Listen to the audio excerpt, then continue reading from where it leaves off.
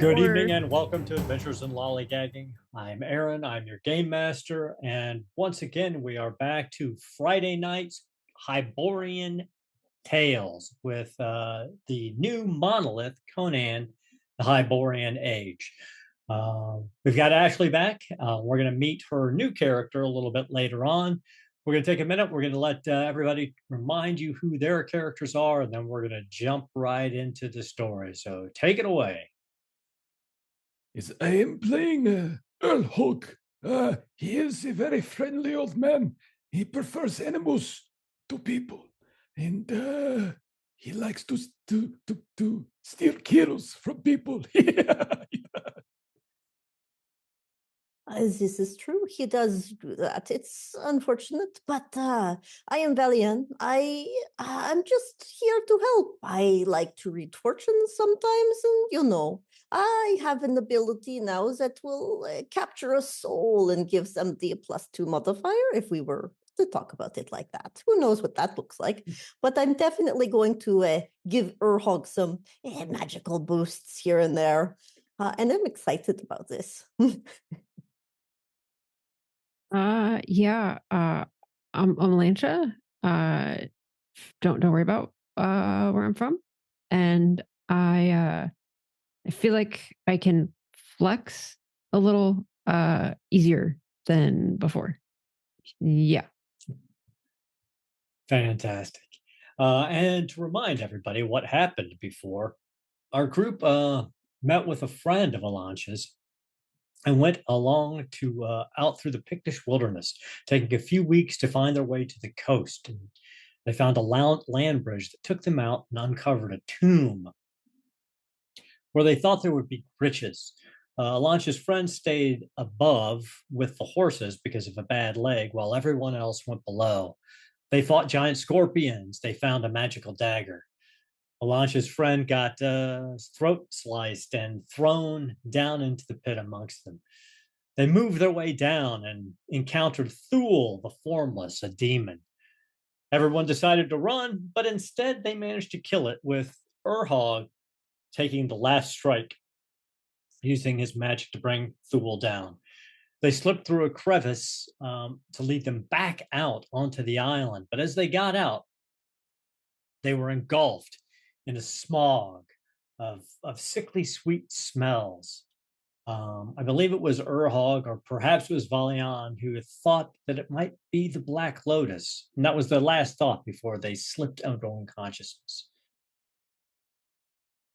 Days, perhaps several days, have passed, and you're brought in and out of this drugged state, semi-conscious for moments of a time. You realize you're on a ship, but the food or the water they're feeding you is drugged, or perhaps it's the air itself. So you never really find yourself fully conscious. You hear guttural noises surrounding you that must be a language of some sort. And only you, Urhog, can piece together a few words here and there in what's obviously a Pictish dialect. But in your drug-addled thoughts, you can't quite determine what they're saying. You're not sure how many days have passed or how many nights have passed. But eventually, the boat is pulled up onto a beach.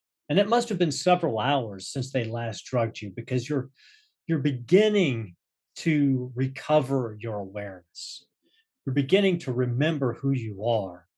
You find yourself shackled with heavy ropes across your arms and across your ankles, hobbling you as you walk, as you're goaded out onto a beach on what is obviously a tropical island.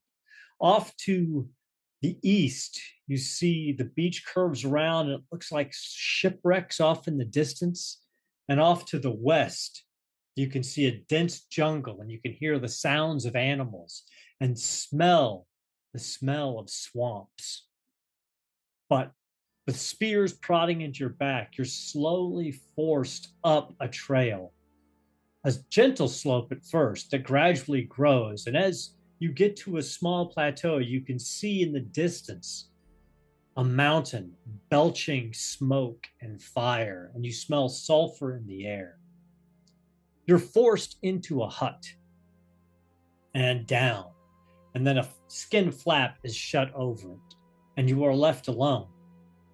Your mind is finally cleared enough for you to realize that Jatai was not put in the hut with you, but someone else is. Ashlyn, how did you get here? And who are you? My name is Hild. My sister was Lena, and I have been searching for her. But I have had these visions of these two blood ravens, and they led me to the valley of Deloraine. And there I found that my sister no longer is with us. So I have taken upon the axe of the one who chopped her head from her body, and I keep it for myself now. For I heard his name was Fjorl, and this will be his folly of his entire blood raven existence. I will wipe them from this earth, and I will do it for my sister. And I heard she had companions, and I have been searching for them. And then I was beset upon while sleeping, and now I am trapped here with these people who I don't even know who they are. Yes, Hild had managed to track the other members of the party, perhaps through visions, to across the land bridge, and had been, while she was camping there, was beset by the same raiders that took the rest of the group. But you all are conscious now. You are finally fully back to your senses. And you see this woman with you, bearing a striking resemblance to an old companion of yours. What would you like to do? Who are you? I am Hild. You look like someone else. Yes. Lena was my sister. I believe she did battle with you. Yes. Sorry. She fought valiantly. I expect she is gone to Valhalla. I will join her there after I erase those blood ravens from existence. That is a good cause. I like that one. And then she starts to just viciously try and yank herself free from our bindings. And as you're doing that, the skin flap opens, and a man in kind of a loose leather loincloth and sort of a bone vest stares at you, poking with a spear, and he speaks some words in a harsh tone, poking at you. You can only assume he's trying to get you to stop. And then he pulls back and shuts the flap back. And then you hear two distinct voices in this very guttural tongue, speaking at length, arguing some perhaps, but it's very difficult. Anybody who wants to try to discern what they're talking about can give me a wits check. And Urhog, since you have familiarity with the picks, you get a +2 on this. Oh, yes. Very good. Very good. That's a lot of pluses. That is a 12. I've got a 12 total. Very nice. I got an 8, so it doesn't matter. I think the 12 wins. Yeah. No. It is not competition. It is good. You did very good. It's a little bit of competition. You did very good. Very good. If I could ask them to talk slow, maybe I could get it. I don't get it. So, Valian, you're able to piece some of it together, but Urhog, the exposure to the language and your during the trip and your understanding of the general Pict language has really helped you piece together their conversation. You understand that they are members of the Fire Serpent tribe, and you've heard of the fire serpents. You actually thought they were a myth, a fairy tale told to scare other people. They're a very isolationist tribe, given over to human sacrifices and cannibalism, much like some of the other tribes, but very vile. I mean, they will attack other picked tribes without hesitation. You're also able to piece together that you are here to be a sacrifice to the maw of the mountain at the rising of the blood moon. That you all in particular, as to maw of the must first be given before the shining one, or quite shining one. You actually think they noble, and perhaps betrothed of Mitra.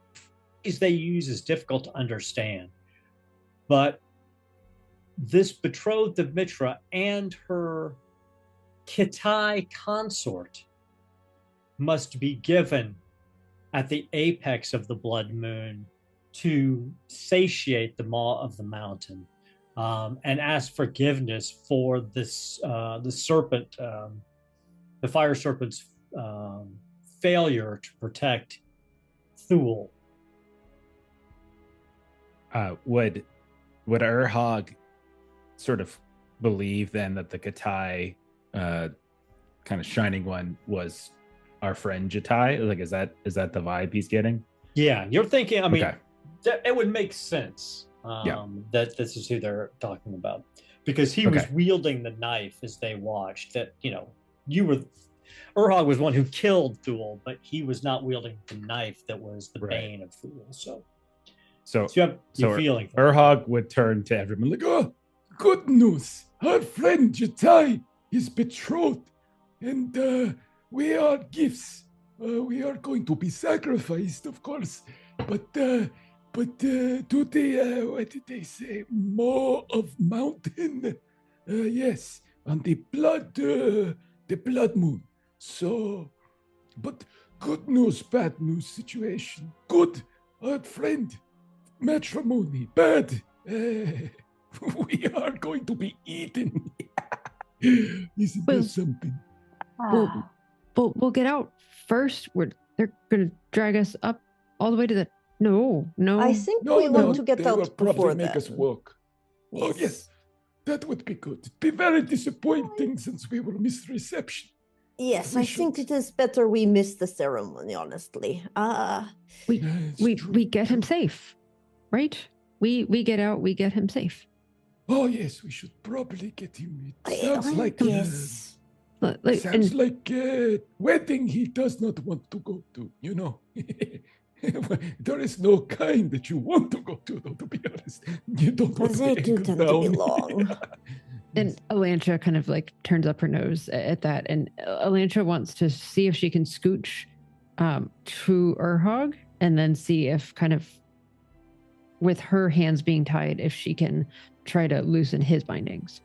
Absolutely. Give me either an edge. Well, no, it sounds like an edge check. Give me an edge check for that. While they're doing this, I'm going to use Whispers of the Darkness just to listen outside and warn them if somebody's coming close by. Okay. Could I make a pitch for something?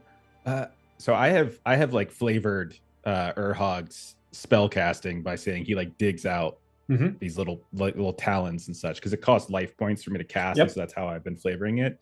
Like, could it to maybe give Elantra some kind of bonus? Could she maybe dig one out and I could take like my life point damage and maybe she gets a bonus from that, you think? Absolutely. Yeah. I'll let you decide, Jeff. You can take anywhere between 1 and 3 life points of damage, and Elantra will get the corresponding bonus to her edge check. I will take the 3, of course. I am old man, but I heal fast. That'll give me a 16 then. 16. So Elantra, you dig this large thorn out of Urhog, and it feels like you're pulling it out for quite a while. I mean, it's like just you can hear the sound of flesh parting, but Urhog doesn't seem to flinch, and then you're able to easily cut through the bindings and free yourself, and then free everyone else. You pull that out all that you pulled out that all the time. That was them in long. Yes, that one. That one. Oh, it was a very friendly falcon. Oh, it got shot down, unfortunately, by its own falconer. We were trying to set it free. Long story. Anyhow, that's a good one. That's why I never watch when you go in the corner and do no, thank you. But you're good now. You can move. Oh, very good.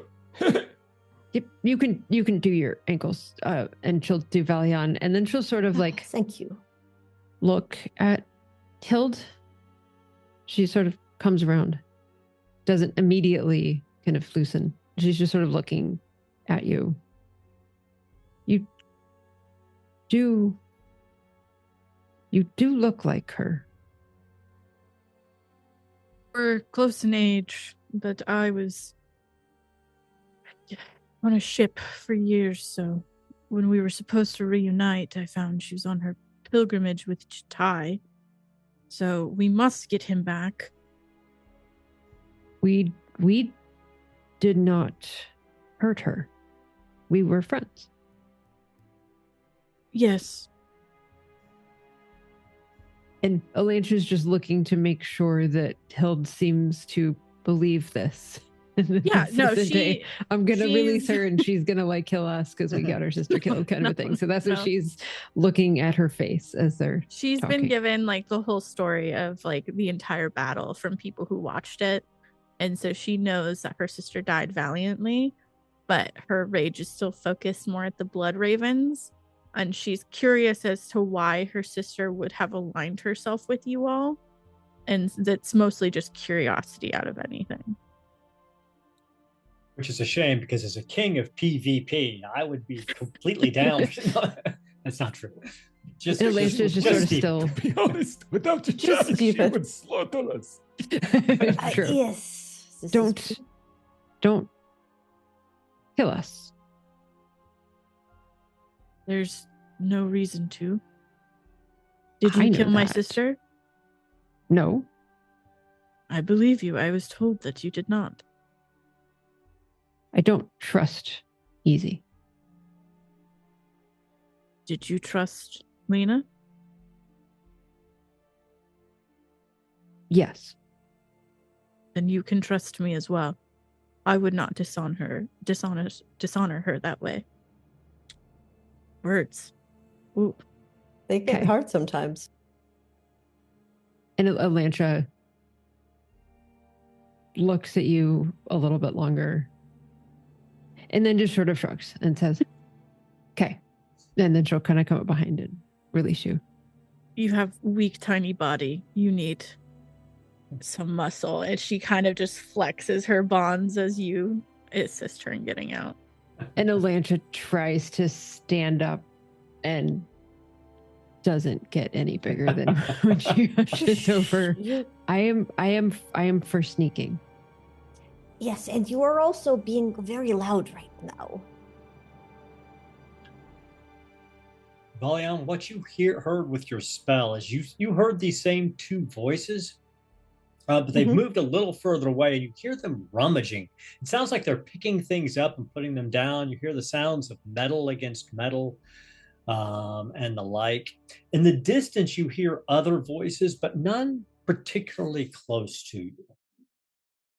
Okay, and she'll kind of relay the distances, and I wonder almost if they're going through the items they got off of us, because I certainly don't have my dagger and short bow anymore. So maybe do we want to cut a new hole or sneak out the front and take some from behind? Sneak out and by back. we, I do mean Hild, you are very muscular and large. She rips, I sneak? Yes. Is there anything in here we might use as a improvised weapon? Maybe the chains themselves. And they're like rope. I mean, you could use the rope, but it would not be very effective. It would be an improvised weapon, 1d4 plus your might damage, but it's not nothing. So if you tear a small hole in the tent, who's looking out to see what's going on? Or do you all? Probably. Or sneaker. Yeah, if I'm the sneaker, then I would probably be the one. So give me an edge check. I am. Which are my dump stats? Edge. I keep rolling 6s on my D6. So that is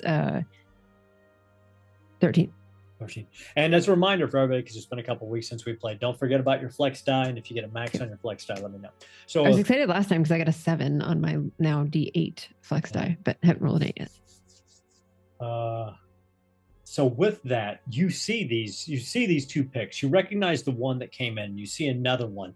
Their backs are to you at the moment, and they are indeed going through. There's a blanket that's been laid out on the ground, and they are going through your weapons and gear. They're picking them up and looking at them, almost as if they're trying to decide, if they're fortunate enough to make a claim against some of these, what ones they might want.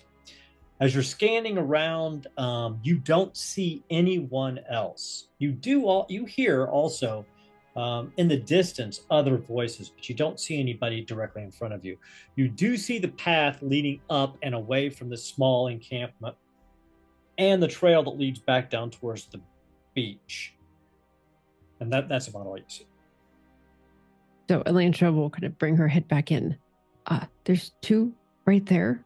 Nobody else. Urhog, maybe with the rope, someone strong could grab them each from behind. Maybe, but I am not that person.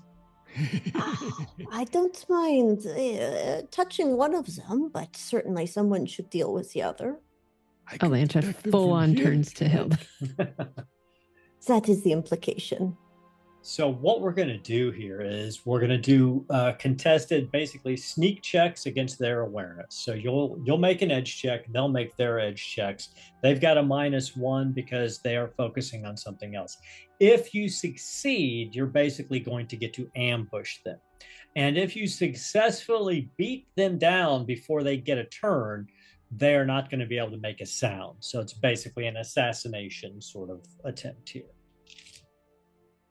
So that would be Valian and Hild going out. Give me your edge check. So I rolled a 1 on my D6, so I will be using a stamina point to fix that. That's a good idea. So if I use 1 point, it's increased by 1, and then that would make it a 7. Okay. And Hild, how did you do? 10. Oh, you're good. They got a 5 and a 4. So they are very focused. You see them, they're bending over, they're looking, they're testing the strength of the bow. They're looking at some of the steel of the weapons, and you're able to creep out of your tent and get right behind them. Either one of you can take remember, you've got your 2 actions. You've got a full round, so you get your 2 actions and do whatever you want. Either one of you can go first. I'm going to spend 1 stamina point to activate Leech Life, and then I will spend my 2nd stamina point to boost it by a D4, assuming I hit. I got a 5 plus my wits for 11. Does 11 hit? 11 does get past their sorcerer's defense quite a bit. Yes, okay. Then that is a 4, which is Leech Life is just a straight 1, so it's 4 plus I rolled a 4 on my D4 for a total of 8 Leech Life points that I'm sucking from them. Okay. So what's this look like? What's it sound like? How do you enact your spell? So you kind of see Valian slip up behind one of them and just touch the nape of his neck, and that thick black, almost dark green poison sort of veins start to appear, and his vitality, the rosiness of his cheeks and the life that he would have exuded, just disappears as the pigment fades from his skin. And then she just pulls it all out. He shrivels and starts to fall. His partner starts and begins to turn, but Hild, what do you do to stop it?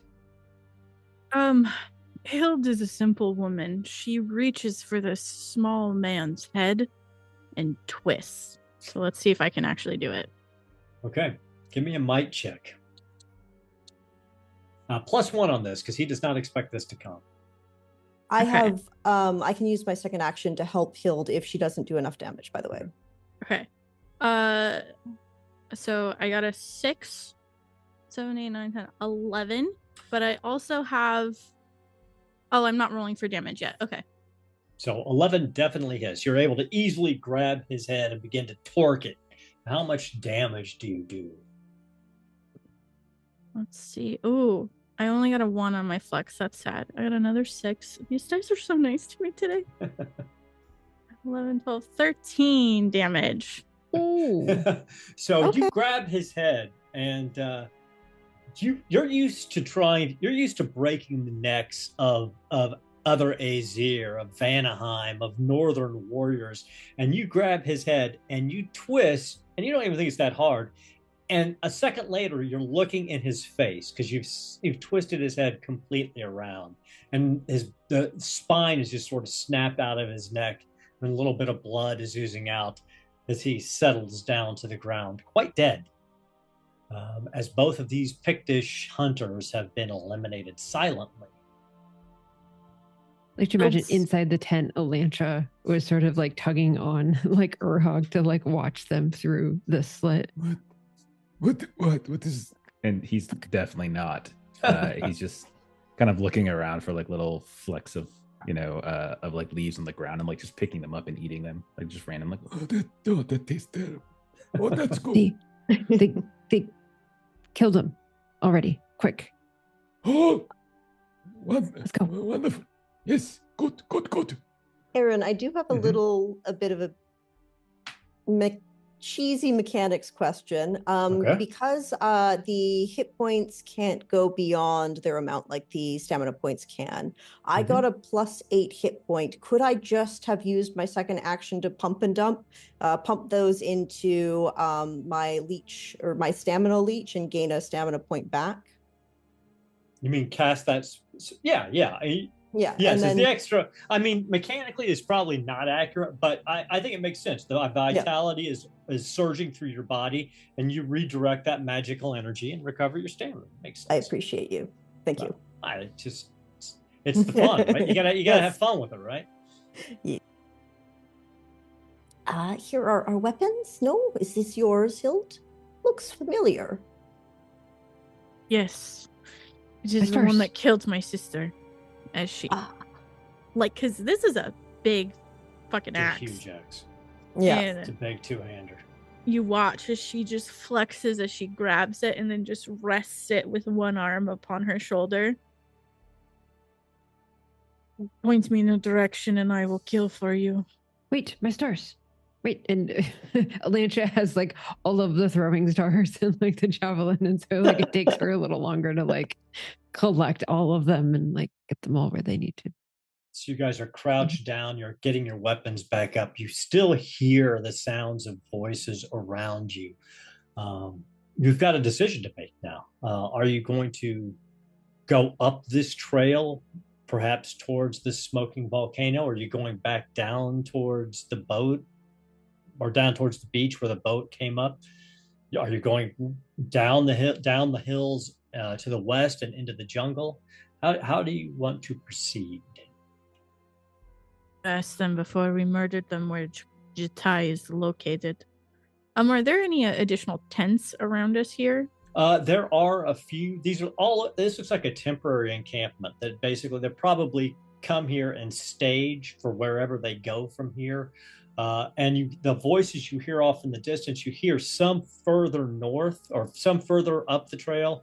You hear some that are possibly down in the jungle, and you hear some that may be behind you. So it's very difficult to orient. Do the people that we've just killed have any sort of snake marker on them, or how are they distinguished as part of this tribe?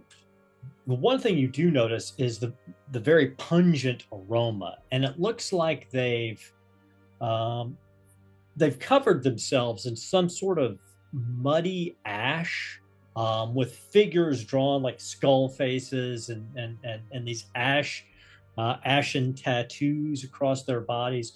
The one distinct feature that they all have is the image of a fire snake, branded either into the left or right side of their face. Darn, okay, I don't think we can fake giant branding on the side of our face. I certainly don't want to do it for real. Let's see here. Do we see anything obvious that would be like a Jitai sacrificial tent holding area? Everybody can give me an edge check. Bright neon light. It's an arrow like pointing down. Jitai to be sacrificed here. 4. Okay. And you said wits? Edge. Edge. 9. Ooh, nice. Anybody get better than a 9? No. As you're looking around and you're seeing these few tents, most of them have the flaps open. It looks like that this is probably a small staging area for hunters, possibly a few warriors. You don't see anyone else here at the moment. So it's unlikely that Jitai or this betrothed of Bitra is anywhere in this camp. I think staying here is not going to be useful, but maybe if we go, they wanted to, what was it you said, Urhog, the maw of the mountain? Yes, we're going to get thrown in a pit of fire, or we are going to be thrown into a pit of fire, and from it will emerge an ancient mythical serpent to swallow us whole. We don't want to. Not now because we are free. We are, yes. But they don't want to throw Jitai in. They want to marry him. Well, to something. That's not a guarantee. So they would be keeping him up or down? He could be by the ship, or he could be up further. Yes. Are we dressed in such a way that we have sort of like I know Elantra would normally be dressed with like a cloak, with like a hood and that kind of a thing. Is their dress specific enough that we could just, grab some dirt and kind of, make some symbols, and as long as we keep our heads down, it'll be okay? Or just our attire is so far off that it wouldn't even matter? Urhog could probably pass because he comes from this region. The rest of you, your clothes don't really match. You could make modifications to them to make it more in keeping with the appearance of these picked warriors, but it would take a little bit of time to make the changes. Should we go to jungle and hide and watch? Yes. Let us go there and sneak down maybe towards the beach. Find a vantage point. See what we can see. Okay, I can tear and rework clothes. We fit in better.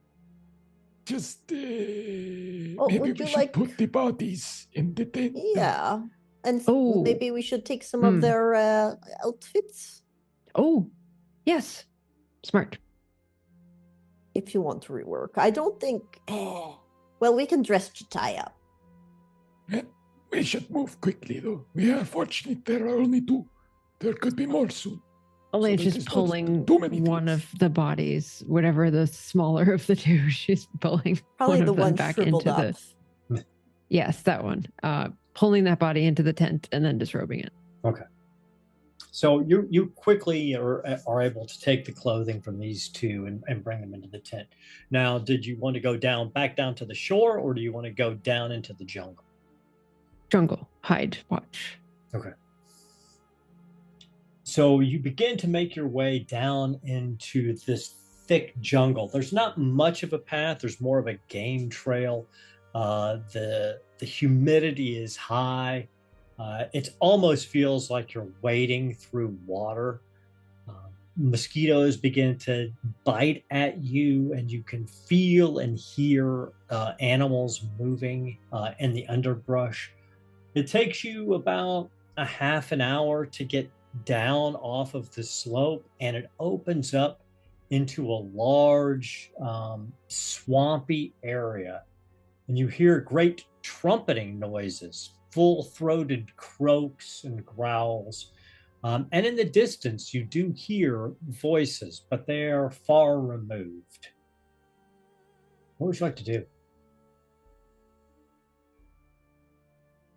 Alantra is just irritated. She likes cities, and this is not. So she's No. just constantly like picking up her feet. Weird. What? I think only one of us really likes this place. It's lovely. I love it. It's wonderful. Feels so good. There's certainly like enough a mosquito insects for you. Oh, I am sorry. Is this your cousin?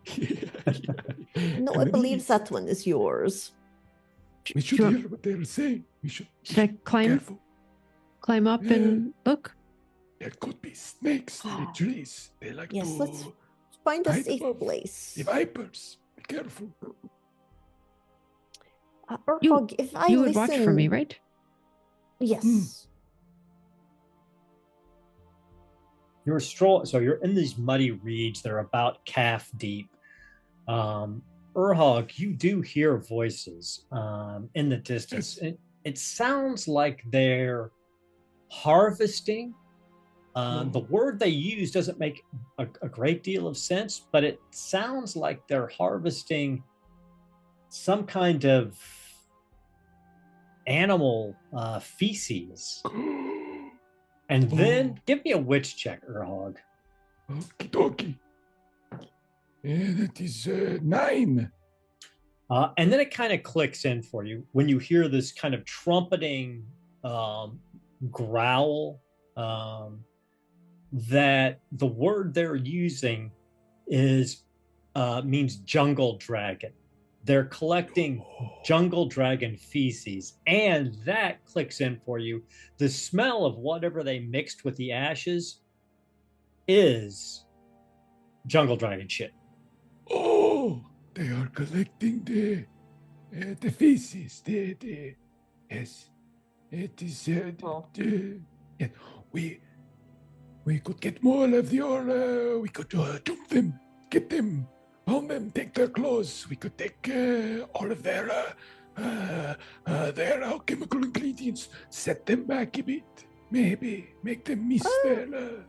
Appointed wedding date. How many did you hear? I don't know. I heard more than one. Let me see if I can't figure out a number. I will listen closely. Okay, give me an edge check. Yeah, and I'll use, obviously I'm using Whispers of the Dark to hear. So give me a +3 to your edge check. Oh, geez. I rolled a 6 on my D6. That is 11, and you said a +3, so Yep. 14. You hear at least 4 distinct voices. And you also hear the sounds of a couple of very large creatures moving through the swamp relatively near you. Oh, okay. So, from what I can hear, about 4 of them that way, they're talking obnoxiously, just like Urhog.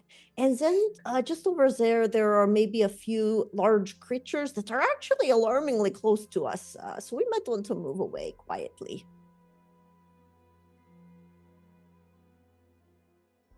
Yes. Let's sneak up behind these, and as Hild said, the pointer towards the murder. I would like everybody to give me a grit check and tell me what you get as you're waking your way through this difficult terrain and this thick, mosquito-infested swamp. 5. 11. 11, okay, good. Ashley, you are muted. Keep an eye on your mute button, please. Every time. 9. I'm not 9. muted. It might just be my gain, though. And Melissa? Sorry, I'm forgetting the rule again. I rolled a 1 So you can on my spend grit die and rolled an 8 on my flex die. Oh, okay. Ooh. So you automatically succeed then. Okay. I was trying to remember what that one was again. Yeah. So with a flex die, where you can either automatically succeed, that's probably the one that makes the most sense here. Yeah, I'll just do that. Yep. So everyone but Valian, you're not really too negatively impacted by this. Valian, you take 2 stamina points of damage. Oh. So just reduce 2 stamina points as you're making your way through. But you do approach, and you see finally when you get sort of move through the swamps and you separate these cattails and reeds, and up on a slightly elevated section of the swamp, sort of sloping back up into the foothills, you see these 4 individuals, and they're filling baskets with jungle dragon guano. Take one, yes. There's 4 of us and 4 of them. I think shouldn't be too bad. Unless I take more first. Yeah. Yes. Okay. Yeah. You can definitely take more first. So what? Go ahead. Could we, before like she goes charging in to fight, do we have like a moment where I could do a little thing to help her? Oh, Or do you want me to absolutely. wait for combat. Absolutely. Okay. All right. So Urhag will start, and he will start regurgitating, and he'll come up with this like phlegmy, bloody like mass in his hand. No one. Come here. Let me see the weapon. And then he's gonna smear the blood and the phlegm all over top of the blade. It will work better this way. I told your sister to duck. I tried, but she is with the spirits. Now she is fine. She is good. Go hit them with the slashy end. He does Okay. that. It does help. I am always glad that it's never me that happens to. This is a new thing, so this is my new creative bane. So I'm gonna spend. I'll do like a middling one. I'm gonna spend 4 life points, and you are going to be able to do an extra D8 with your weapon. Oh my gosh. Any successful attack with that weapon will knock its targets prone, and that's something that has a duration, which means like I can continue if I pay the cost, I can keep it up. Wow. But right now, basically, you have for the first round here. Oh, I need a D12. But Hild, before you roll your d12, roll an edge check to see if you're able to get within melee range without them being aware, because then you wouldn't have to spend 1 action moving. You could actually just get up there and then have 2 actions free.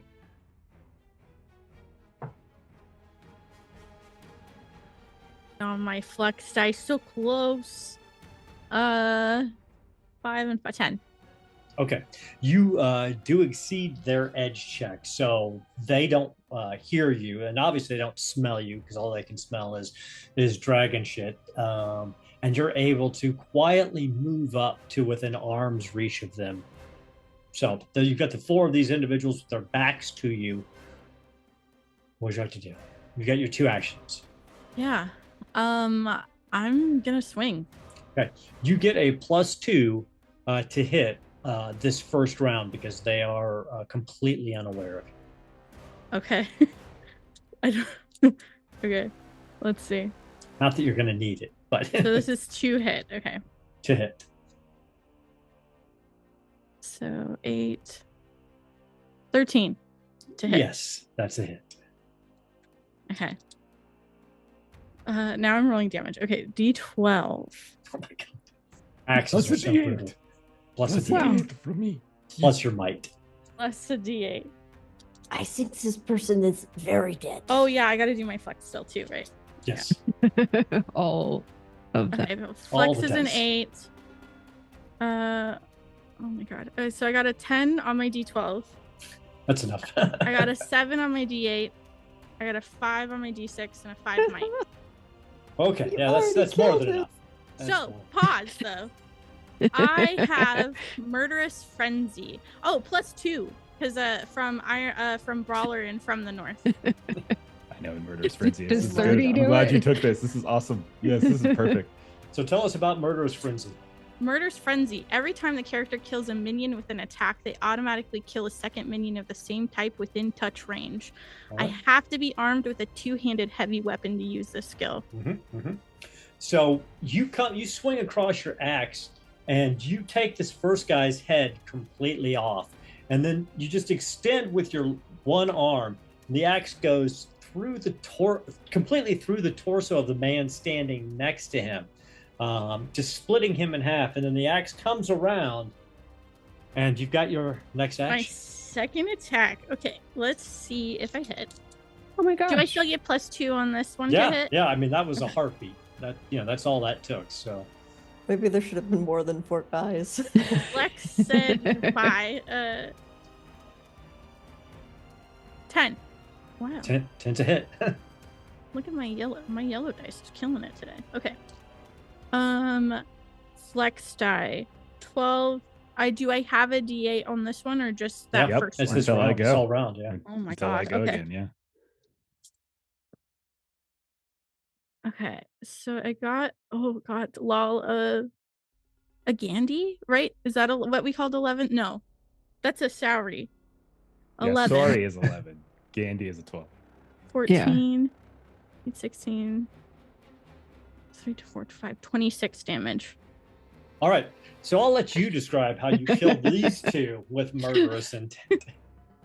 So, did you guys miss me last week?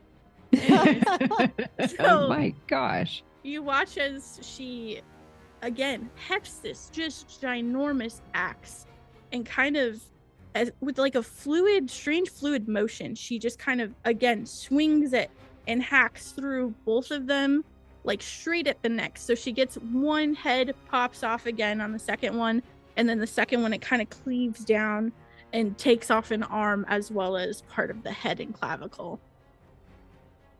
And they all just drop. And then once she's finished, he'll just kind of turns and looks at Valianne with a grin, because she was like, we all could get one, or maybe I will. Okay, so that's a fair point. And Valianne is going to like hustle down a little bit. And while she's going, she'll spend 6 life points to gain 1 stamina point, and then touch one of the recently dead to capture their soul, if that is allowed. It is allowed.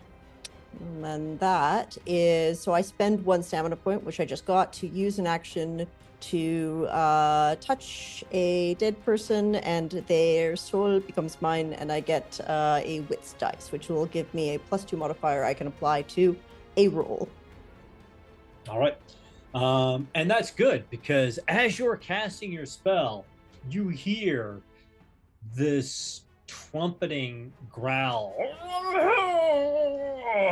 And coming out of the swamp behind you, you see a gargantuan jungle dragon. And these are not not fancy dragons. Imagine like a 25-foot long crocodile. With a bit of a fringe on it. It's definitely a dinosaur. And it's coming right at you all. So let's get some initiatives here. So remember, that's edge check without your flex die. 9 for Alancha. 6. I rolled another 1. Oh They gosh. do not like me today. 7. 7. 5. 5. So this dragon charges up towards you, and Alancha, you're so fast that you see this is coming. It's barreling right towards all of you. I'm going to give you the edge because you and the dragon got a 9. So I feel like Alancha had been sort of tugging on Urhog a little bit, and was kind of like, that you helped all that you helped, and then it's like, oh no, and you just see her like climbing up a tree. Like, I'm gonna say that's her like move action first, is that she's kind of like climbing up a bit, so that she can kind of shoot, because she'd had a javelin at the ready for, whichever one was hers in the group of 4 earlier. So she's going to take that javelin instead, climb up the tree a little bit, and throw it down on this creature. Okay. That's fair. So the to hit is going to... so it's... I rolled a 3 plus edge is 7, which is 10 plus 1 is 11. That is a hit. All right. And then damage on that is 8. So the javelin strikes the armored hide of this dragon, and it sticks in, but like only maybe a fraction, and it doesn't even seem to notice. You did do some damage. Can I, would it be possible for me, and maybe since I already heard it, but I do have impaling throw, so I can spend a stamina point and double the rolled damage value of a thrown weapon after a thrown weapon hits. Yeah, you can do that. Okay. So I'm going to go ahead and spend a stamina point then to double that. Okay. So the javelin sinks in much deeper than you would have thought. You must have found a seam in one of this like armored plates across its back, and it does dig deeper, and you elicit a yowl from the thing, and it whips around and whips its tail around, striking everyone except for Alancha, who is currently in a tree. Possibly. We'll see if it hits.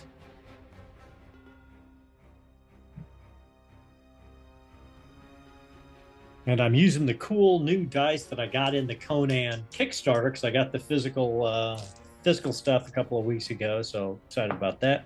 Nice. Got an 8 on the die for an 18. I'm assuming that exceeds everyone's physical defense. Yeah.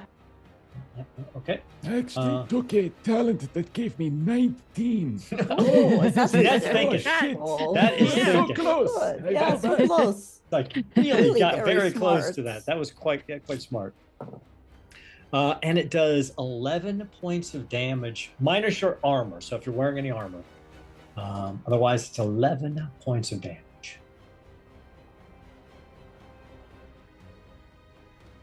And then it lurches up against the tree and takes a bite at Alancha. As it lurches up, like on either side, these massive clawed paws are on just grasping the trunk, and you feel the tree groan and almost start to crack. This thing has got to weigh 2 tons, and this huge maw opens up and bites down at you.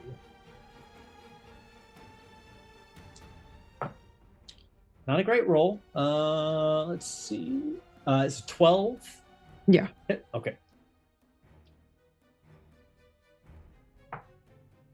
19 points of damage minus your armor as this thing teeth just crunch against you, and it heads thrashes like it's trying to throw you out of the tree. Fortunately for you, it got some of the tree in its mouth, so it didn't, swallow you whole. Yeah, that hurt a lot. That hurt a lot. But that's its turn. So its upper arms are against the tree, and its mouth is biting against the trunk, and it's got Alancha trapped between its upper jaw and the tree itself at the moment, taking us to our axe-wielding whirlwind, Hill. Yeah, okay. So I'm gonna try and help. Wait. You're up in the tree. I am going to It's a butthole. drop It's all open right into now. a fighting stance. So Nice. that'll be my first action. Mhm. The particular fighting stance, what's it called? Oh, I don't have it up. 218 is the page. It's called Greater Fighter Weapon, or Great Weapon Fighter. So when the character makes a focused attack, they inflict +1 d4 damage. Now, focused attack takes 2 actions to do. Yeah, so I won't be doing that this turn, but I have dropped into the fight style. Perfect. And then I'm going to roll to attack. And I got a 10 on my flex. Nice. Hey. I only got a 4 on my 6. 4. 9? Does 9 hit? A 9 does not hit. I would like Can to I- release the soul to give her a +2 modifier to her attack. Okay. So, Hild, you feel this foreign energy rush through your body, and the axe swings and bites a little deeper. Ooh. Okay. Now, don't forget, this is still the same turn that Urhog manifested his gifts Ooh, on the okay. axe. So All that's right. still in play Beautiful. because he has not had a turn yet again. Nice. You're getting boosted up the wazoo. Oh, what did I get for my 10 on my flex? So you could get I would say you get an extra stamina point since you succeeded. The other choice Perfect. would automatically succeed, but you didn't need it because Valian boosted you, so you get an extra stamina point. Now, if you get a 10 on your flex die on your damage, that's massive damage. That's the fun one. Okay. That's the fun one. So I got 9, 19, 24. 24. 25, 26. 26. Okay. My +2. I always forget that. So your axe just tears through, and you tear through like at the base of its tail, and you shred deep, and you see muscle and bone, and your axe comes out and cracks against its lower left leg, and you hear bones shatter. You've significantly injured this creature, but it's still chewing away. Bringing us to Valian. Well, I would like to spend another 6 life points to gain another stamina point. 2 and I got a 10 on my flex dice, so I will do the sorcery one, so I don't have to pay a cost. Yes. Yeah, you don't have to pay life or stamina points cost for your spell. Okay, I will. Okay, so I've got the stamina point, and then I am going to hold on to it to spend another 3 to shoot a snake arrow at the backside of this creature. Give me an edge check. I will give you. How does? I got a 9, almost another 10. That is 4 plus 9. 9 on my arrow. 9 does not hit. Do you think if you spent a stamina point, it would probably hit I there? just saved the stamina point. Yes, all right. I will spend a stamina point to boost it to a 10. Cry a little bit, and then I will. The snake arrow is going to do an additional d6. So d6 of edge point damage plus a d6 of poison. If the poison affects them, ooh, a nice. Oh no, I got a 1 and a 6 on my 2, so that is 7 points of damage. And then the poison gives it I'm doing the standard -1 to all of its checks and attacks. So the arrow strikes and just bounces off. It does not appear to have pierced the creature's hide. Okay. Wasn't sure if that would work. It's close, but it is fairly armored. Urhog, you're up. The poison would have worked if you'd done damage to it. Oh, so 7 wasn't a high enough damage point. Okay. Hug will continue. Continue hacking up whatever this is in his throat. And then that is one action. So mechanically, what I'm doing with the Bane weapon, the Create Bane weapon, it has a duration. So the duration costs an action and some life points. So I'm going to go ahead and take that first action to sustain it so that you can get the effects for another round. So it's one action. And then my second action... Herlock looks around because he don't feel so good. And he's going to try to... I want to get outside of the range of this like tail whip thing. Yeah. And I think so that would be my action as a move to sort of step back a bit. Yep, no problem. So you pull back maybe a little off the island and a little deeper into the swamp around some mangrove roots, and you're pretty far away now. You're outside of the range of the tail. Okay. Bringing Get him. us back to Alancia. You've wiggled free of the jaws, but you're still up in the tree, and this thing is still gnashing and pawing around you. You just saw Hild open its lower flank up, but you know you're still at great risk. So I would say that she would do a focused attack. Cool. So that'll take both actions, right? Mm-hmm. Yeah. All right, got an 8 on my flex die. Fantastic. So you get a stamina point back as long as you succeeded on your roll. Helpful. And then, so my 2 hit was a 3, 4, 5, 11, 12. 12 hits. All right. And then I will spend that stamina point that I just got on impaling throw, and I'll spend it beforehand. Okay. Since I knew that I hit for that to double the damage. All right. All right. So that is 6, 20. 20. Nice. So the javelin, so I think you time it just right as the thing is pulling back off of the tree. Its mouth is open. The javelin goes right into the roof of its mouth. And you hear it tear through soft tissue, doing quite a bit of damage. As the jungle dragon drops down to the ground on all fours again, and turns to snap at Hild. And at this, like last time, she had been like, help.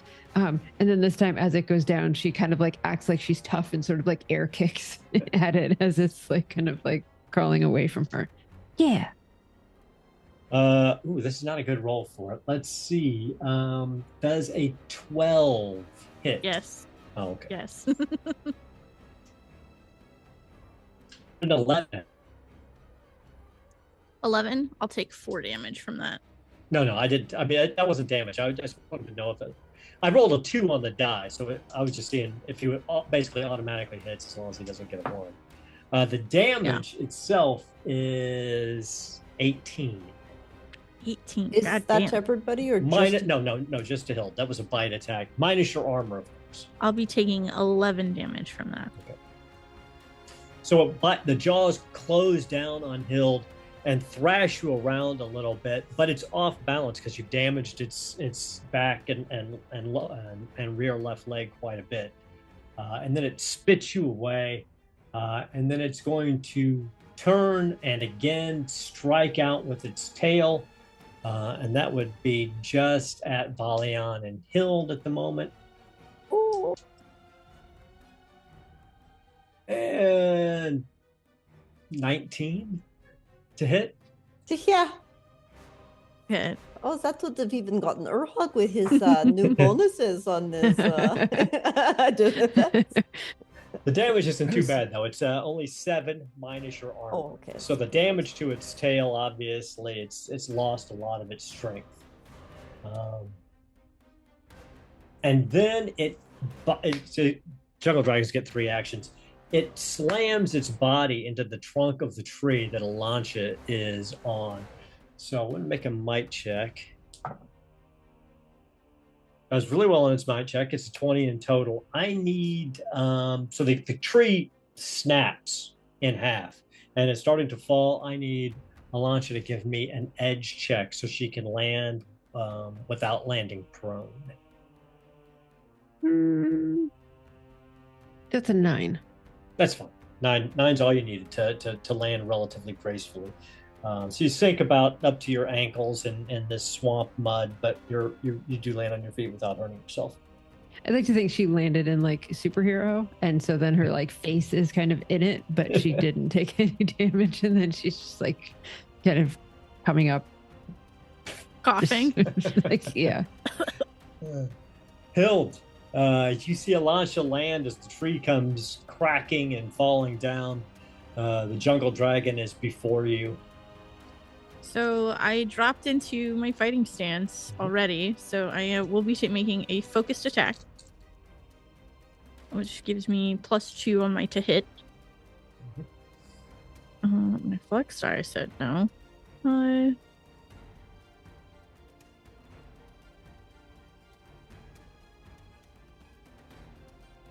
I muted myself with my spacebar. Sorry. It's okay. I do hit 10. Okay. Right? 10 is a hit, yes.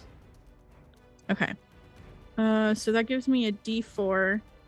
Urhog spit on my weapon, so I get that. Two. Just collecting everything. all my to beautiful roll. 20 dice. Sorry if you heard that. Okay. Urhog gave me 7 damage. My flux said fuck you. Damn that flex. 16. 27. Okay. Jeez. Describe what it looks like. So Hild is kind of playful because battle is fun for her. And so despite her taking this damage from the big bite that it did before it like kind of pushed her away, it just pushed her deeper into her fighting stance. And so she just, you watch as her axe is kind of behind her and she just winds it up and over and just smashes it into the skull of this thing. And just kind of like, you know how you see people kill crabs? Kind of very similar, and just right into the brain. And it just immediately boom, flattens into the ground and does not move again, utterly shattered by Hild's axe. And she turns and looks at Urhog, and she's like, "We will be great friends." Oh, yes. And he's got blood like all over his mouth, and he's just got like phlegm and everything. That's it. Yes, we're all great friends. And she's gonna, Valian is gonna hustle over, spend 6 life points, and try to capture the soul from this creature as well with the stamina point. Absolutely. Which she does then. You see Yes, Elantra. great, thank you. I'll take that.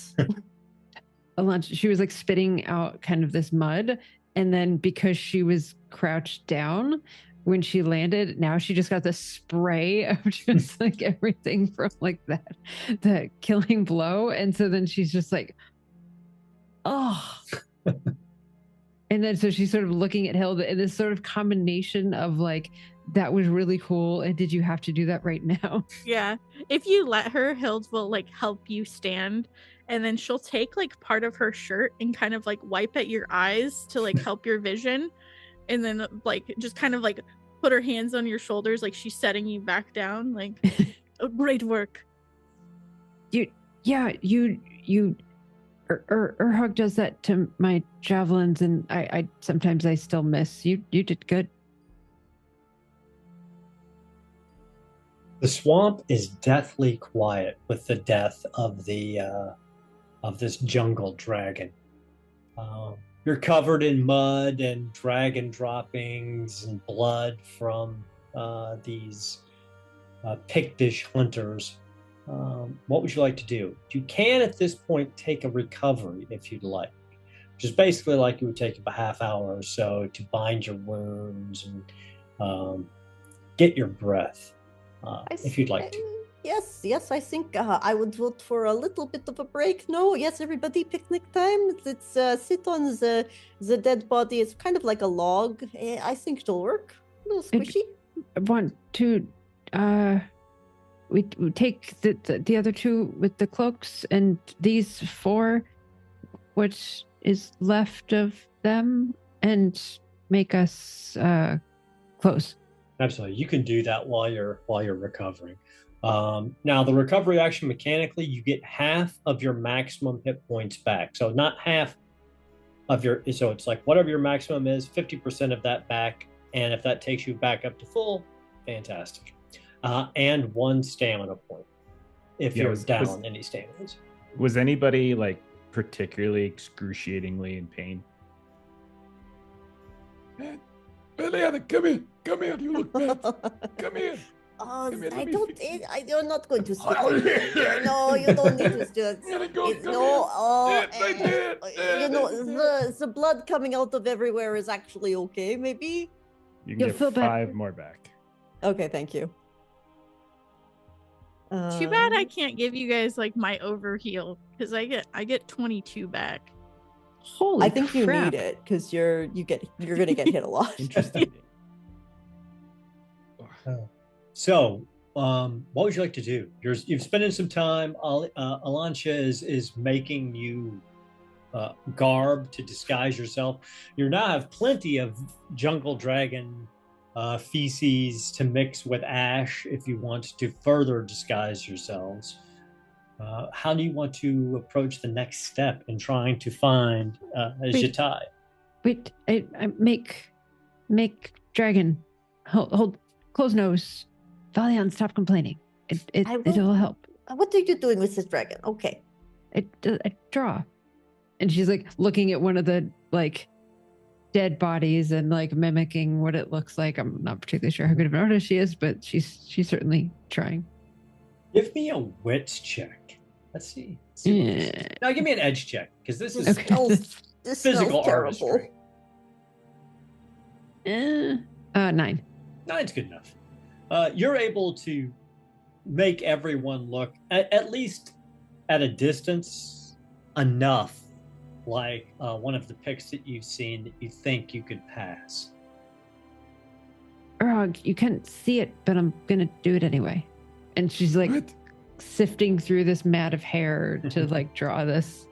Oh, here, let me hold his hair up so you can get to his face. Underneath, there is just more hair. He's got wild beard that grows on his cheeks and forehead. It makes no sense. Do you just see like the little like nose of the dragon at the top and the tail of the dragon at the bottom, and the rest is just beard all in between. And Hilds gets the last one. I like it. So now you all look somewhat like this picked tribe. The swamp is quiet. Slowly, you're starting to hear the noises return, and you hear other predatory sounds. You know, things are being drawn towards this dragon's carcass. So you probably don't want to stick around here for too much longer. During like while they were making the clothes and such and we were resting, Hild actually takes the time to like get a part of this creature's skull, and then she cleaned. It's not very clean at all, but she'll from some of the picked, I think they wear skulls and stuff too, right? She herself, as part of her adornment, will wear the skull of this creature that she killed. Right. So yeah, you're able to pull off. It's got like the upper from like the cheekbones and the eyes, and then the top casing of the skull almost fits over your head like a helmet. Awesome. There's still some flesh and sinew clinging to it, but you know, after you boil it, it'll be just fine. Got time for that later. So where would you like to go then? We have to find Jitai. We just So you think you could going until we find him? You're in the lowlands, so you could either circle around out, edging along the swamp back out towards the beach, or you can go up through the footlands and make your way up towards the volcano.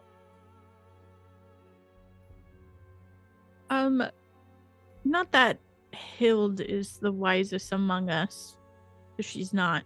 But would it make sense that, like, if Jitai is supposed to be sort of like this person of honor, that he may already be up and about? Or could we do like a no roll or something to that extent to see if we could guess where he would be held comparatively?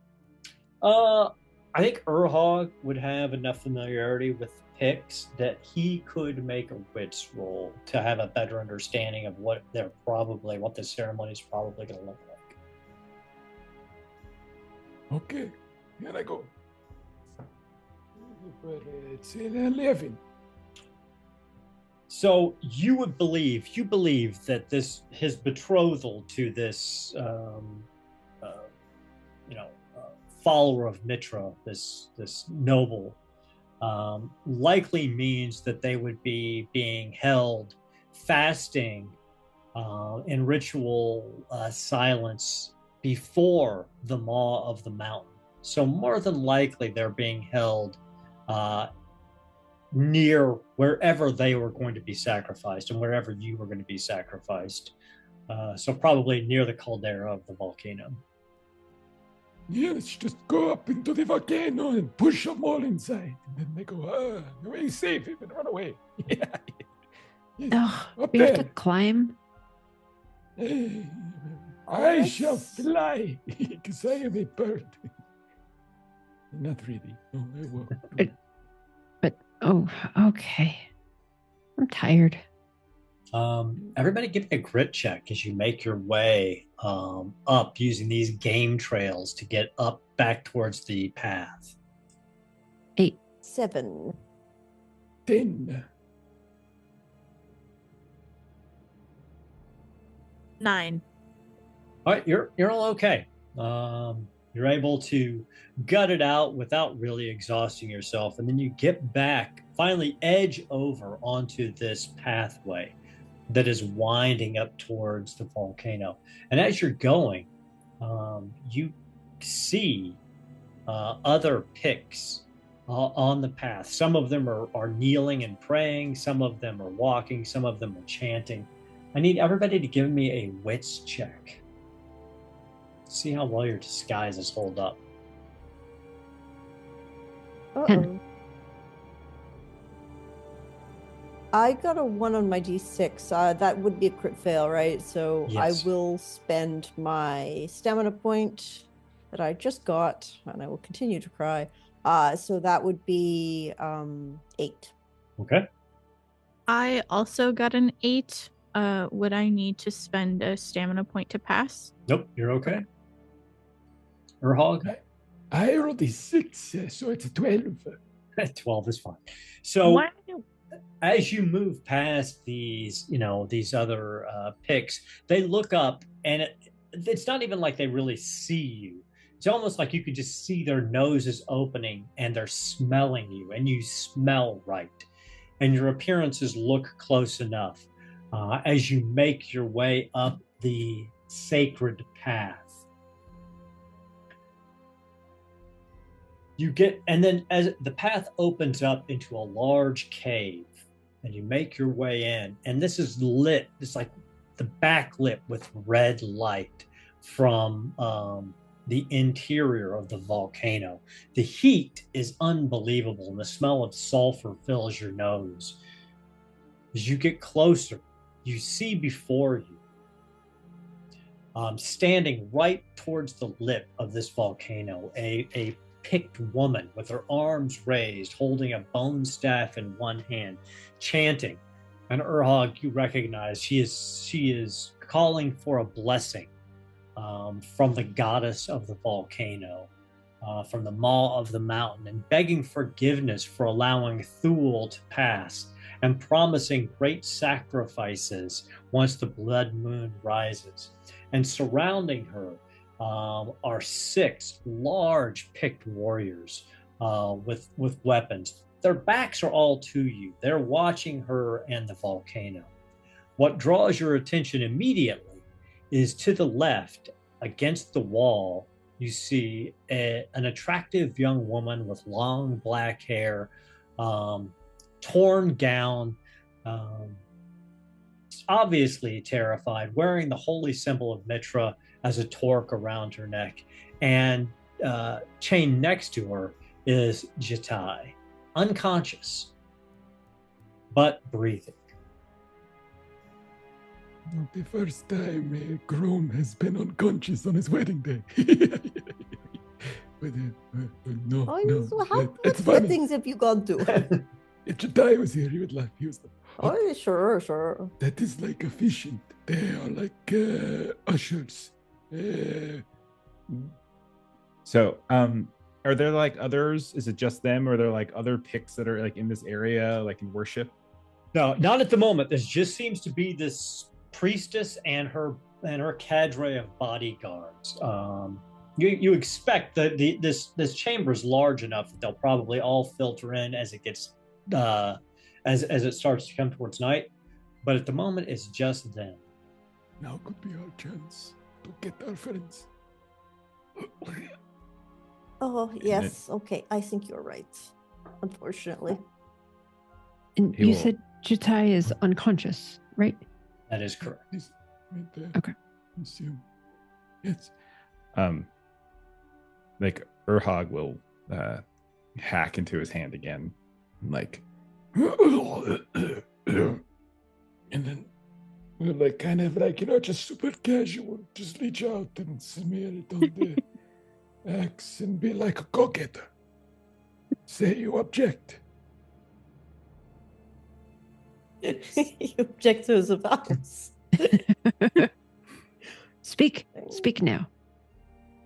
So how do you want to handle this? Do you want to charge into combat? Do you want to try to stealthily free them? Because they're unconscious, my thought was that we attack first. Like if they were awake, then I would free them because the woman's ready awake. to fight. The woman's awake, but Chitai is unconscious. Looks like he got hit in the head, probably trying to escape, you assume.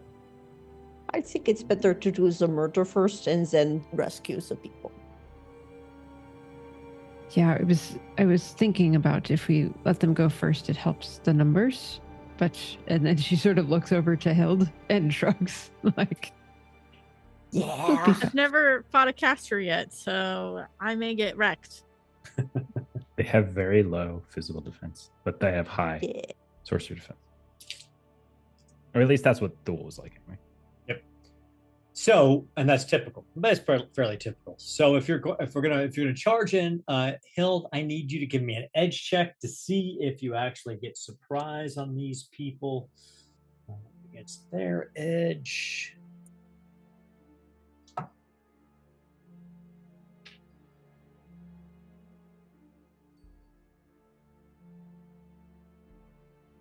What'd you get?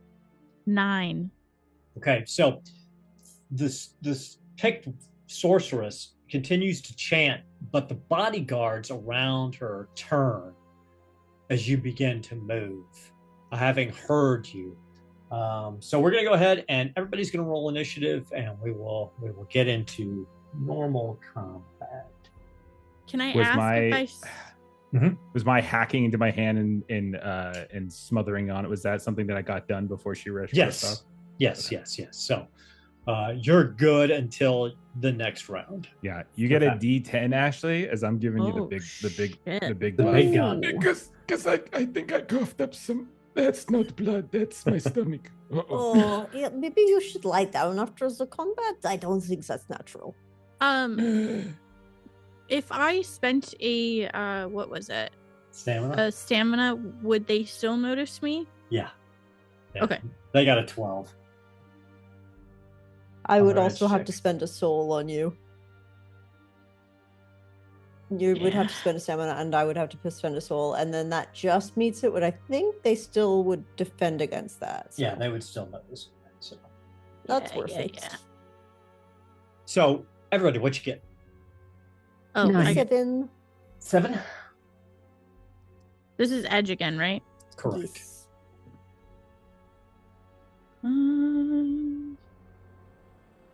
7. 7. All right. 9. 9. And her hawk. Also a 7. 7 as well. All right. So you see these picked bodyguards turn almost as one and charge towards you. And as they move, the sorceress turns back. The picked bodyguards, actually, they're picked champions, so these are not minions; they're antagonists. They get to go first. Not ideal. So they take their first actions to move up. Well, actually, 4 of them take their first actions to move up and take their second action to attack 1 of you each. Wait.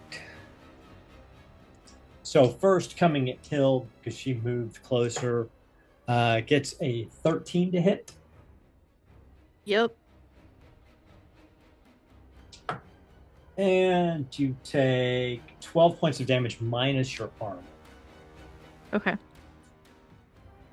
Second one comes in at Valian, gets a 10 to hit, Yep. and you take 9 points of damage minus your armor.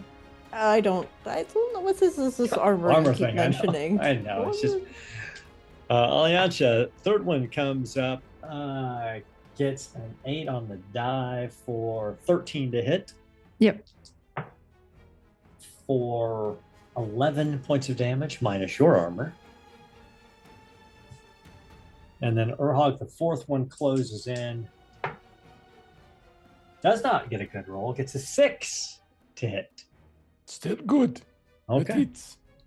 And for 8 points of damage. Then the one that did not move forward holds his axe up and starts a war cry, screaming out in their language.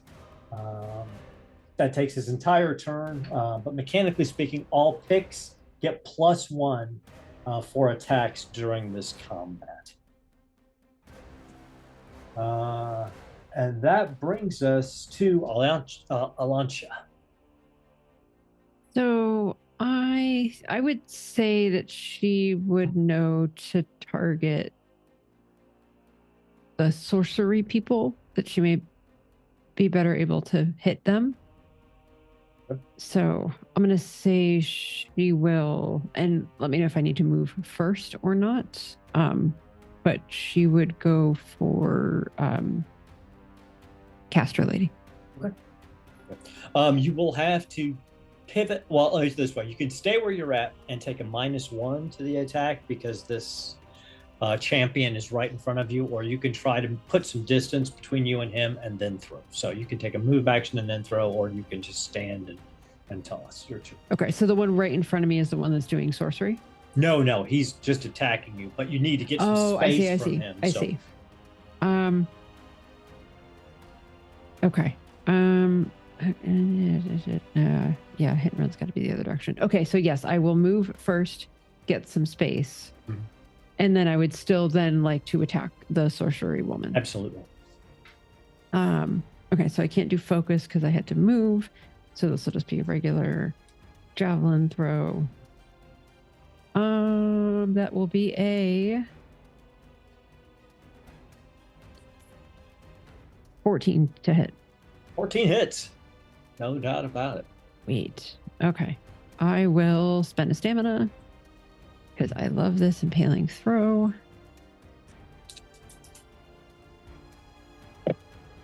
Yeah. Okay. 12. So the javelin sinks deep into this picked sorceress, and she yells out, and you see her focus down, her eyes glaring at you. Actually, sorry, I didn't even look at my flex die. My flex die was an 8. Oh, fantastic. So that's massive damage. So what's your damage dice? Is D6. It D6? So that's 6 more on top of it. Nice. Sweet. Impaling plus massive. So she's staggers and then looks death at you. Yeah, sure. Bringing it around to her turn to look the death at you. So you see blood begin to seep out of her pores as this horrific sound comes pouring out of her throat. It almost looks like it hurts her. Her jaw starts to crack and shake as these words are spit out at you.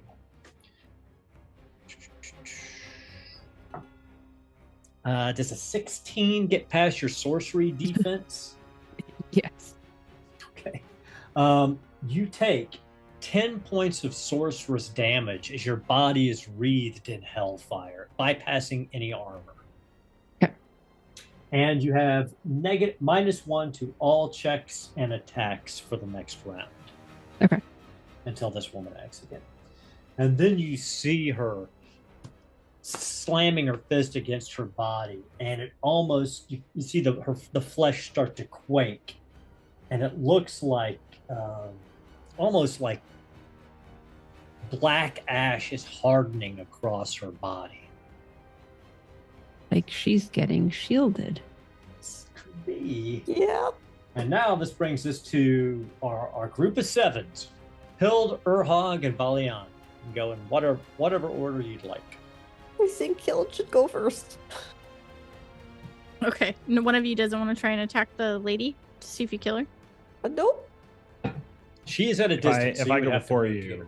I would have to do my duration thing. So you got. I also Oh. don't think I'll be getting in close range with her. Definitely. Okay. I'm gonna roll to hit. Please, God. Okay. That is 11. 11 against the champion that is against you. Yes. That does hit. Okay. Fantastic. I need my flex die. I need the die Jeff gave me. My weapon die. My You get a D10 now. D6. Yep. For me. It's a different color from my flex. So flex is clear. Also, he's knocked prone.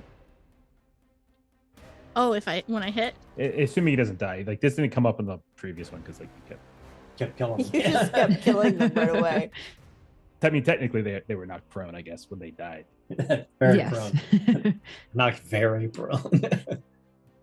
Oh, I wish I... Okay, well, Jeff's die, not my flex die, 10. My D12, 9. I got a 6. 5. And then plus 2, so 6, 27. Plus my might, 32. Okay. What does it look like? Yep. So this guy comes up and he hacked at me and he clipped like my shoulder or something. And so Hild, very similar to Helena, just bares her teeth at him as she again flexes and then just with a wild swing just brings this sideways into his chest, like right below the rib cage, and just bisects this man. And Go ahead. even though it's not, he's not a minion, so I can't, but I still have a second attack. That is so true. I will be rolling to hit again. Please. Which one's you going to attack? Which one of the other three are going to? Yeah, Urhogs. okay. Yeah, you're within touch range of Good all job, three. teammates. Yeah. Yeah, we're like teams. Just like Does a sisters. 9 hit? A 9 does not hit. Okay. I will. No. I will let loose a soul, the soul that I collected of the creature, and that will give you a bonus as So you get a little supernatural strength. The dragon's strength rages through you and brings it to an 11, right? It's +2. Yeah. It is a +2, yes. Then that does hit. You need an 11 to hit. Okay. These guys. Let's see. Okay. Again. Flex. Jeff. Boom. Ooh. I got a 12. I get a candy. So my flex was a 1. Does that mean anything bad for Nope. me? No. It does not. Okay, thank God. Okay. Thanks. 30. 30. Okay, so with its armor, you bring it in and you hack deep into this this guy, right down across his collarbone, shears through it. His right arm starts to hang loose. You're deep into his lung, but he's still standing. Oh my Okay. god. That is I would- incorrect. He is actually That's fallen right. He is prone. prone. He is on the ground, but he's not dead. Nice. He's still alive. Yeah. I would like to spend 1 stamina to roll Extra D4 damage. yeah, All right. to see if this will end this guy. My cute little purple D4. 2 more damage. He only had 1 hit point left. So. I suspected when you started describing how she was hitting his lung that it might only be a hit point left. Yeah. So you're able to kill 2 of these champions immediately, bringing us up to either Valian or Urhawk. Okay, I am just going to. I'll spend the 6 life points to gain a stamina. Let me roll for that. Yeah, that's just a 2 on the flex die. And then. Ouch. And then I will reach down. Am I close enough to Hild to reach down and touch the person she just killed? Yeah, you guys are all pretty much bunched up together. Okay, yeah. great. You're within close range, yes. Don't mind if I just clean up the leftovers from you. Thank you so much, Hild. And I'm pulling the soul from this newly dead champion at her feet. And Hild has no concept of like what you're doing. She just thinks you're touching dead people, and she thinks you're weird. Yeah, except every now and again I do something, and you feel a little bit stronger. So that was one action. That was 2 actions. Okay. I used the first one to regain a stamina, and the second one to pull the soul from the body. And then Urhog. First thing he's going to do is to sustain his effect. So it's one of his actions. Then he's going to kind of start circling around the edge of the room towards the cages. You know, he's been taking a wide berth, you know? Yeah. That is his action. Give me an edge check. Ooh. I just want to see how far you progress. I would... Go ahead. I would like to think that this is like Hild's first experience with magic users. It's just like do the worst ones. Edge is 6, but I did actually flex on my... So it's automatic success, or you get a stamina back, whichever you prefer. And you can go over on stamina, right? Yes, you can. I'm going to... it was 6. Was 6 have failed? Like 6 is what I rolled. It's not really a pass-fail situation. It's just how quickly you're able to get to the cages and how noticeable it is. So whether or not somebody might target. I'll just let it success. I got plenty of stamina, so so I'll let it. So you sort of just blend into the background, back against the rocks, and make your way over towards these cages, and you don't think you're likely to be noticed in the midst of this combat. Bringing us to the top of round 2 and the remaining picked champions. We'll start with the one that was attacking Alancia and does a 12 hit. Yeah, so this is the one that I moved away from. Yeah, he moves back in and attack. Okay. And he does 13 points of damage minus your armor. I go down. Give me a crit check. Difficulty 8. And roll your flex die. Don't forget.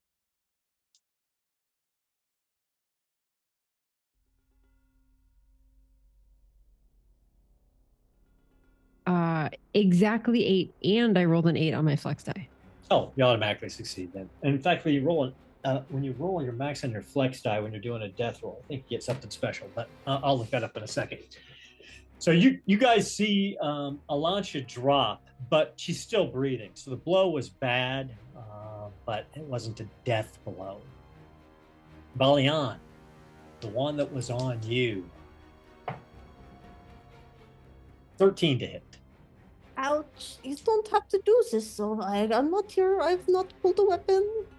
And 11 points of damage. Oh, God. All right. I had 11 hit points left, so I am exactly at 0. Oh, gosh. Give me a crit check. Okay. I was... Need to get an 8. No. I got the 3 plus my grit is 3, so that is 6. You do have your soul. You can release at any time to give yourself a +2 on a check. That would, okay, and 8 is the minimum? Then yes, I would absolutely spend someone else's soul to survive. So yeah, that's what happens. You feel the soul rush through you and push your life back into your body as it escapes.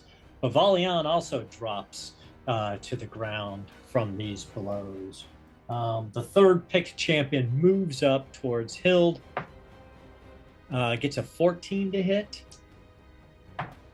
and does 6 points of damage minus your armor. Okay, no damage. The Pictish sorceress, looking at the woman who dared to strike her fall, she just sort of snarls and grins and then looks over at you, Hild. And you see her eyes start to glow red. It's almost like all you can see, and you feel your flesh beginning to burn and sear.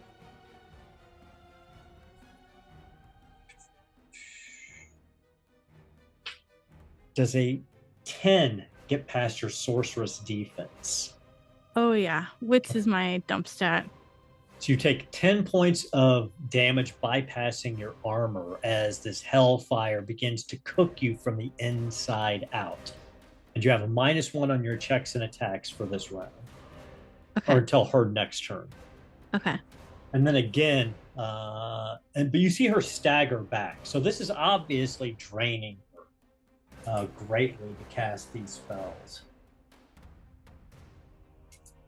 And that's the only action she's going to take this round. She moves away from the lip of the volcano and kind of behind her champions, not within melee distance of any of you immediately, but she moves away from the lip. But that does bring us to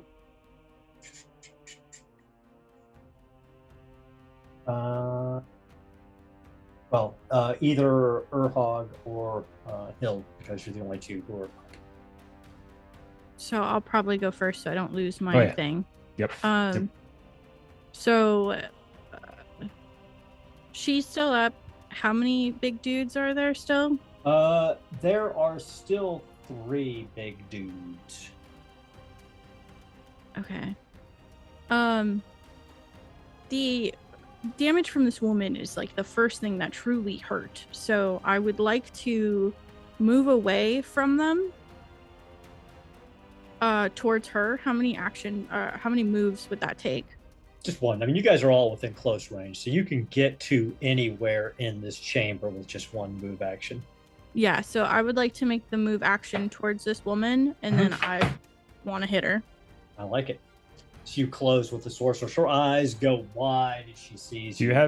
Do you have stamina? Because you could always spend a stamina to move and then get two actions to attack I would her. like to spend a stamina to move, and now I'm going to attack.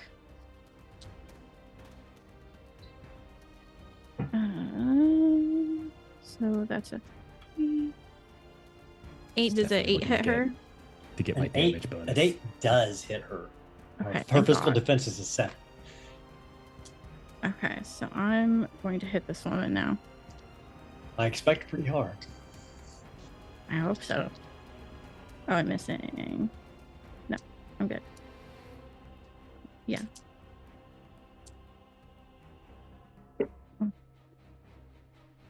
Which one did I drop? I dropped my flex die. Yeah. Okay, so I got 9. 24 damage on her.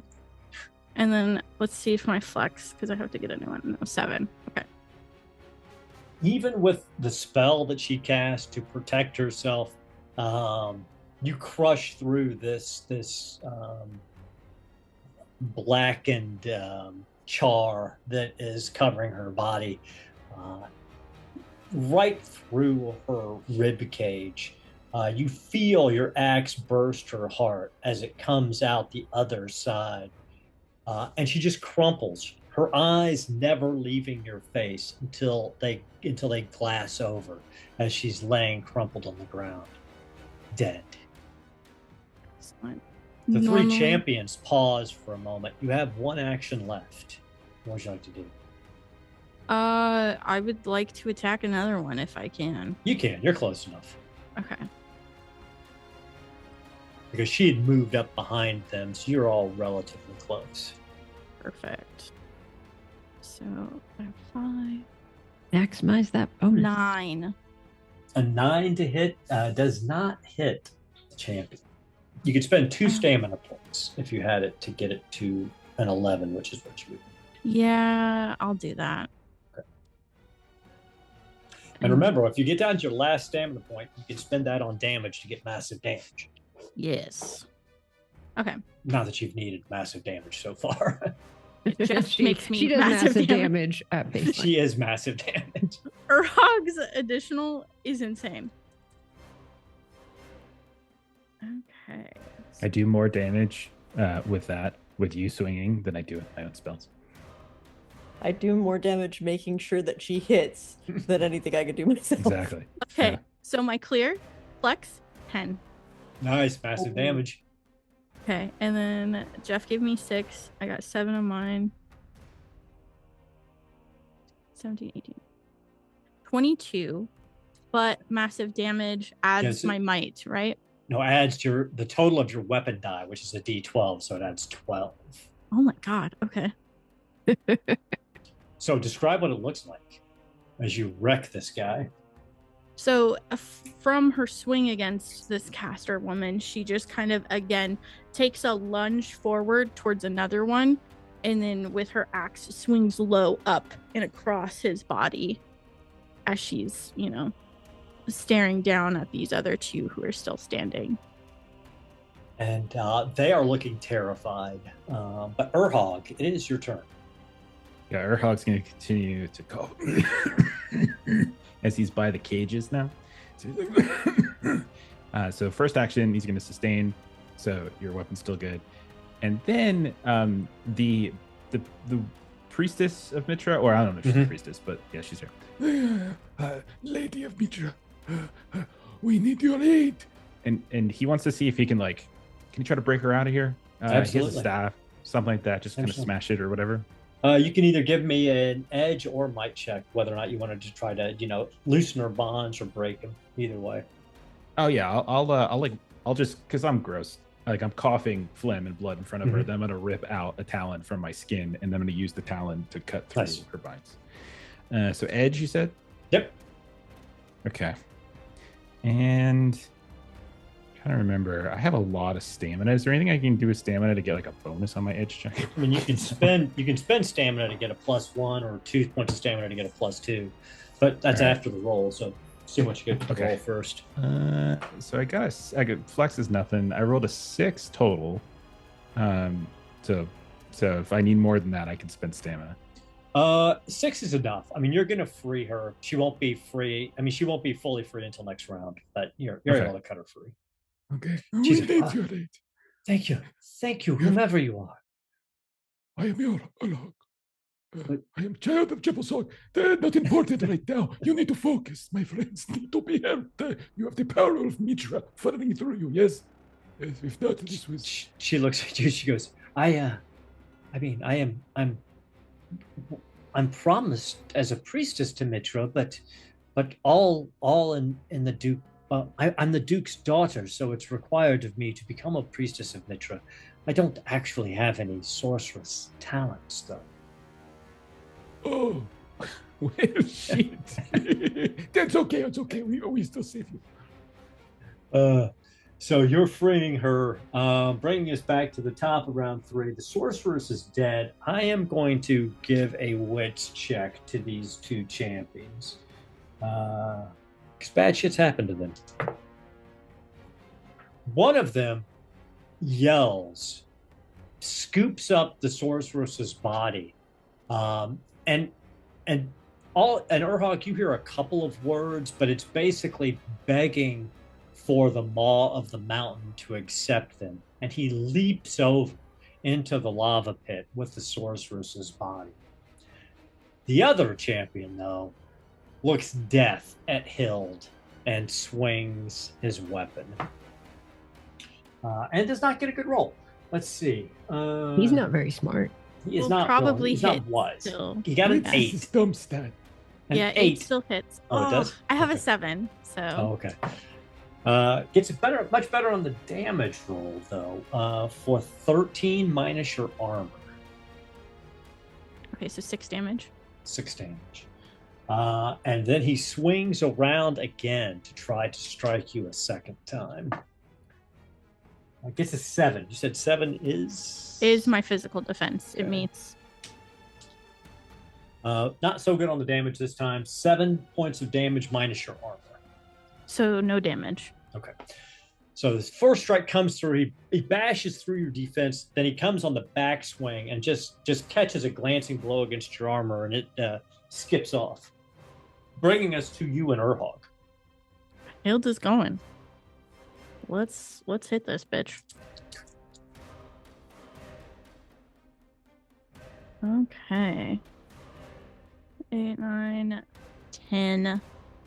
I will spend a stamina point to hit him. Okay. And then let's do some damage, Hog. See what you get me this time. 6. I'm gonna need you to start differentiating our damage rolls so that when the final blow hits and we get that extra XP, we know which of the damage actually does. You give me 6. I wrote 8.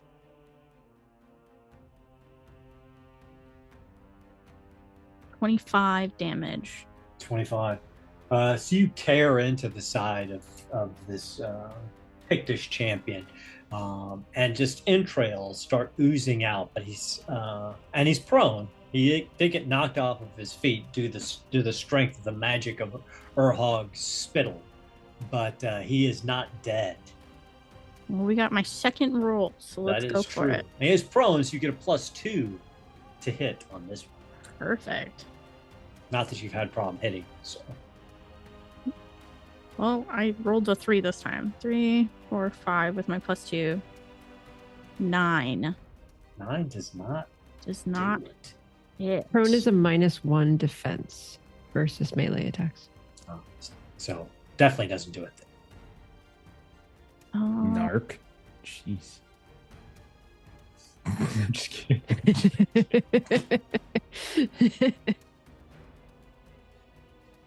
Oh, those are for successful attacks. Okay. So when rolling for damage. Okay, never mind. Okay. So the blow comes down. He rolls out of the way. Your axe chips into the volcanic stone, right where he was laying, bringing us to Urhog. Urhog will. It's okay. I'm doing this intentionally. Don't be frightened. As he sustains again with his first action. And then with his second action, he'll actually whip around, see that our new friend is fighting still, And he will rip out another talon, and he will whisper into it, "Aid our new friend." And he'll cast the Talons of Jahil. It's a long shot that it actually does damage, but that it gets through his armor. But might as well try. Give it a shot. Yeah, I can always spend stamina if I need to. Okay, so sorcery attack. Why do I always look up? That's a 9. That's definitely a hit. Okay. And then I'll spend a stamina to get a D4 extra damage. Fantastic. So it's 1d6 plus 1 plus a D4 with my spend. And then I gotta roll the thing. No flex, but I get a 6 plus 3. So that's 10. 10 points of damage. Describe what it looks like. Kill Stealer so Urhog. close. Yes. I call it down and like, come down, my dear friend. This new one, I don't want her to get mad because I already let one of her sisters die. So let's do this right. And then this like spectral falcon like just hurls off from his hand that no one else can see, and then just reams the guy's eyes out. Just takes his eyes completely out. And he flops on the ground for a second, lets out a groan, and then is still. And in that stillness, Alantia and Valian, you stagger back to consciousness with 1 life point each. But all of you hear a raging sound coming from the pit of the volcano. Just as Urhog frees Jatai, you feel the heat escalating. You smell brimstone and sulfur. It's almost like a wind roaring up out of this tunnel, pushing against you, and embers come flashing through and igniting small bits of clothing. I need everybody to give me a grit check as you attempt to outrun the exploding volcano. Oh gosh. Ooh, a grit, not a edge. It's a grit check because it's physical stamina. It's not so much dodging, it's being able to run long enough to get away. Did it sound like there was any question in that one?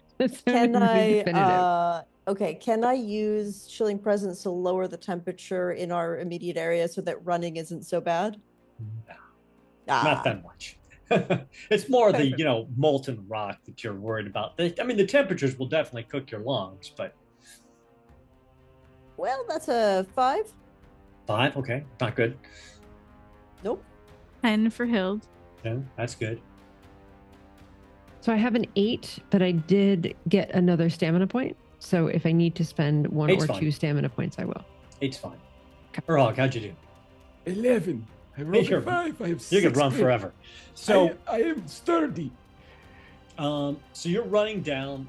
This woman, Sophia, is with you. Jatai is conscious enough now that you kind of woke him up, and he's running alongside you. Jatai actually grabs a hold of Valian as she starts to fall back and pulls her along. You make it down to the base of the volcano. You can see the lava coming out. You run down the beach, but when you get there are no boats. Whatever you came in on is not there. The lava is getting closer. The heat, the ash clouds, you're beginning to choke and cough. Visibility is dropping. Underwater. The maw of the mountain is very angry. Underwater. And then you hear a voice. Hello, you're not pigs. You're not pigs. And you see a small man dressed in sailor's garbs from around where the shipwrecks are. And he's waving at you. Come, come, come. Oh, yeah, we're going. Okay, yes, let's go. He goes, oh, blessings upon you. I have been, and you see he from inside of one of these shipwrecks he's got a cleverly disguised, he pulls out a long ship's boat that is clearly he's been working on. It's been heavily patched. I saw you be taking up. I thought for sure you'd be sacrificed. I hope maybe one get away. I cannot do this by myself, but get in boat. We make for Bakara Isles or Zataran Coast. Come, hurry. Yep, There's Hild some is helping. skitters in here. You see him raise this makeshift mast as you start to pull away from the island. Jatai is conscious, beaten, bruised, conscious. The young woman is crying, but you think there are tears of joy. The sailor is jabbering at Urhog as the sky is lit up by this erupting volcano, and you see high in the sky the blood moon. And that's where we're going to close down for tonight, as our intrepid adventurers have managed to survive the maw of the mountain. 2 of us going to 0 life points. Yeah. Yep. See, if you go to the beach first, that's what you meet this individual, and he tells you some backstory, but you figured it out when you were in the jungle, when you came across what he would have told you about the dung and everything. But yeah, those are the pick champions. They're no joke. They hurt. It was a rough fight. Hilda is no joke. Yeah. Oh, with Urhog buff. Oh my god. Yeah. That Bane, I'm glad I picked that. Like, when you said you went 2-handed, I'm like, oh, this is perfect. Let's just buff you up. That's it. That's all. That's my whole goal. That was awesome. That was a lot of fun, everybody. I really appreciate it.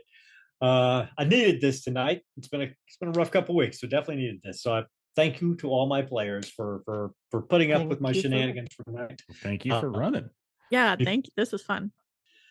So please join us over on Garblag Games on Thursdays. Pete is running his Heroic Deeds campaign again, back in the World Mountain. They had session 0 last week. And this next Thursday will be session 1.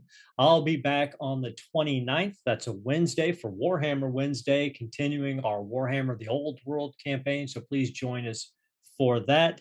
In addition, we're currently taping season 3 of Imperium Maledictum, which will drop later this fall. Back to you, Jeff. All right. So if you have been following the channel, you know that we have been talking a lot about a certain game called Huckleberry, and you should know that it's over on BackerKit right now. There's not a whole lot of time, a couple days left on the campaign, so you should go over to BackerKit and you should back it because it makes our dear friend Steven really happy. It is a Weird West horror game. It's a lot of fun. We've been playing it on Saturdays for the past few weeks. so you can check it out and see how it's played. And you can also like get the quick draw, whatever the heck he called it. And there's all sorts of awesome goodies as well. So you should definitely take a look at that. In terms of streaming schedule, Mondays we've been kind of messing around a little bit here and there with We're in Danger, which is a game I've been tinkering with for a bit. Tuesday, Kipser, what are we playing? Hardwired Island, where we are playing cyberpunk millennials that are in a completely different universe with a lot of the same problems. And then Thursday we've got Legend in the Mist, where we play our rustic fantasy, and yeah, that's it. And pretty soon we'll be back to Call of Cthulhu on Saturdays, so keep an eye out for that. All right, that's it for us. We'll see y'all later. Bye-bye. Good night. See ya. Bye. Bye.